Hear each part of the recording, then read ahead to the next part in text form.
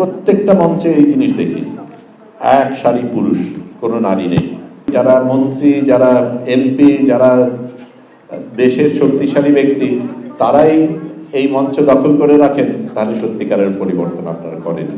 এইরকম মঞ্চই আপনি সব জায়গায় দেখবেন, কোনো নারী নেই। এই পরিবর্তনটাও আনতে হবে। আমি মনে করি যদি আমরা বদলাতেই চাই, আমাদের ওই পাশে বসা দরকার ছিল।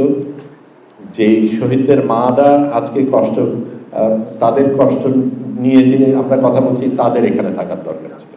এবং এই পরিবর্তনগুলি আমাদের আনতে হবে। যদি আমরা সত্যিকার অর্থে মৌলিক পরিবর্তন না আনতে পারি, এই কাঠামোই যদি আমরা চালিয়ে যাই, যারা পরিচিত ব্যক্তি, যারা মন্ত্রী, যারা এমপি, যারা দেশের শক্তিশালী ব্যক্তি, তারাই এই মঞ্চ দখল করে রাখেন, তাহলে সত্যিকারের পরিবর্তন আপনারা করেনি।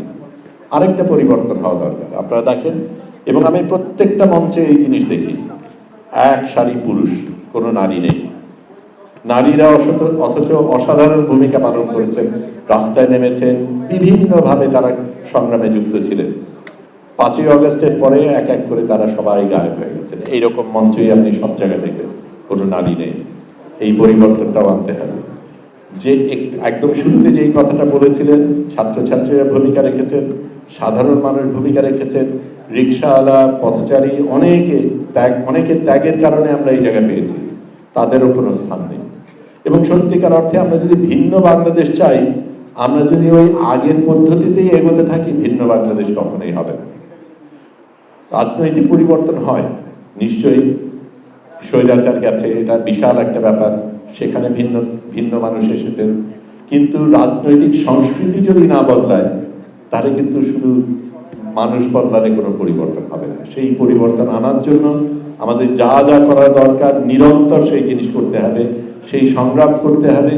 যেই মানুষগুলির কারণে আমরা আজকে এই মুক্ত বাংলাদেশ পাওয়ার সম্ভাবনা আমাদের রয়েছে, সেই মানুষগুলিকে যদি আমরা মূল্যায়ন না করতে পারি, তাহলে কিছুই হবে না। 5ই আগস্ট কেন, তার আগের থেকেই আমাদের দেয়াল লেখনগুলি যদি দেখেন, সেখানে যেই লেখাগুলি দেখেছেন, সেই লেখা কিন্তু রাজনীতিবিদরা বলার সাহস পান না। সাধারণ মানুষ এই কথাগুলি বলেছে। বৈষম্যহীন বাংলাদেশ কথা বলেছেন, অন্তর্ভুক্ত সকলকে নিয়ে একটা বাংলাদেশ গড়ার কথা বলেছেন।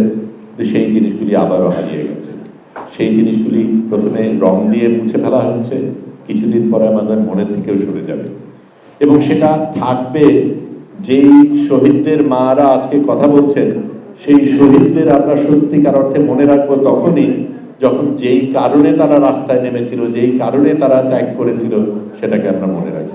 তাদের প্রতি আমাদের কৃতজ্ঞতা, তাদের প্রতি আমাদের শ্রদ্ধা, সেটা জানাই।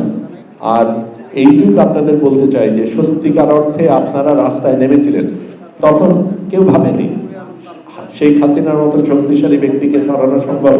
আমরা মনে করিনি, আশা করেছি, মনে করিনি। আপনারা দেখিয়ে দিয়েছেন, আপনাদের ওই ত্যাগের কারণে আপনারা রাস্তায় নেমেছিলেন বলে আমরা সাহস পেয়েছি, আমরা নেমেছি, আরো হাজারটা মানুষ নেমেছে। আপনারা সেই দিক নির্দেশনা দিয়েছেন, সেই দিক নির্দেশনা এখনো আপনাদের দেওয়ার সময়। কারণ সত্যিকার অর্থে আমি যদি নিরাপদ সড়কের সময়ের কথা বলি, তারপরের ক্ষেত্রে বলি, আপনাদের স্লোগান কি ছিল? আমরা রাষ্ট্র মেরামত করছি। সেটাই আমাদের আসল কাজ। সেটা যদি না হয়, রাষ্ট্র যদি সত্যিকার অর্থে আমরা মেরামত না করতে পারি, তাহলে আমরা মুক্ত হব না। এবং সেই আশা আমি রাখি, সেই বিশ্বাস আমি রাখি, এখানে যারা আছেন, আপনারা যারা আছেন, সকলে মিলে আমরা সেই জায়গায় আসতে পারবো, আমি আশা করি। কিন্তু সংগ্রাম এখনো আছে, চলবে।